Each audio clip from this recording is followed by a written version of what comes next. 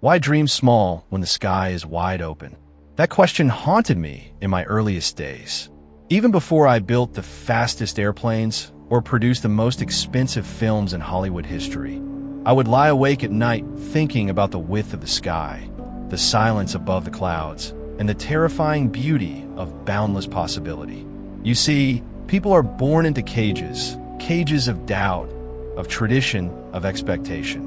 From the moment you start a walk, someone is already placing limits on how far you're allowed to run. Dream reasonably, they say. Set practical goals. But the sky has never asked you to be practical. The sky never whispered of limits. I was never interested in being reasonable. I was never interested in being small. When you look up and see a canvas that stretches beyond the horizon, how can you settle for a dream that fits in your pocket? How can you allow your ambitions to be dictated by those who never dared to build anything themselves? The men who told me not to pursue aviation, not to enter Hollywood, not to sink millions into experimental aircraft, they were all small dreamers, terrified of failing, terrified of flying too close to the sun. But me? I was terrified of never trying. I wanted to leave something behind that roared louder than the applause of my critics.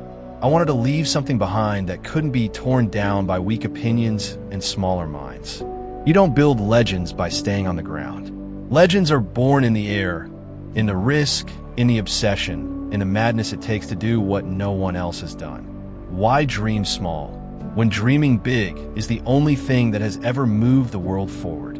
When I set out to build the Spruce Goose, people laughed. They said it was too big, too slow, too ambitious, too impossible.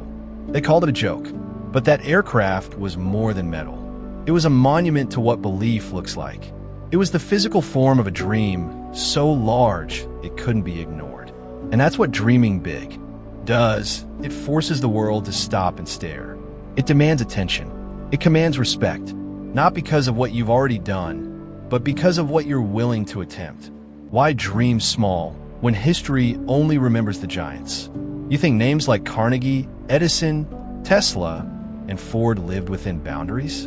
No, they shattered them. They didn't ask for permission. They carved new roads through the wilderness of doubt and failure. And they weren't always loved for it.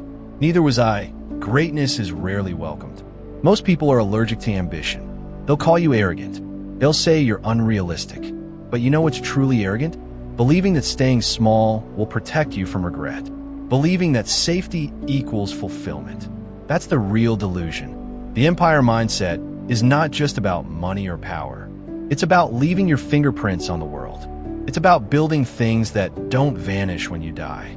Skyscrapers, companies, ideas, legacies. These things don't come from dreaming small. They come from saying, "What if?" and refusing to let go of the question until you've built an answer that reaches the clouds. I didn't build because I needed to. I built because I couldn't stand the idea of not building. I couldn't stand the idea of living a life that left no mark. My vision was bigger than my comfort.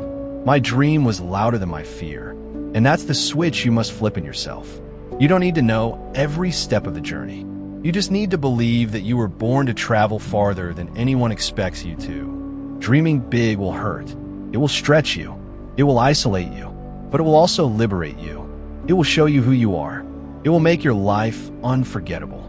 Because once you get a taste of what it feels like to soar, you'll never want to walk again. Once you've seen the world from the cockpit of your own creation, you'll never settle for the passenger seat of someone else's vision. You will fail.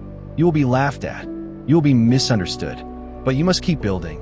Because when you build something greater than yourself, you invite others to do the same. That's how empires rise, not from the comfort of conformity, but from the fires of defiance. So ask yourself this: what are you really afraid of? Failing? Or being forgotten? The sky is not the limit. The sky is the beginning. The runway is calling. The engines are humming. And the only thing stopping you is the cage you haven't broken yet. So break it, fly, and never, never dream small. Like and subscribe for more videos.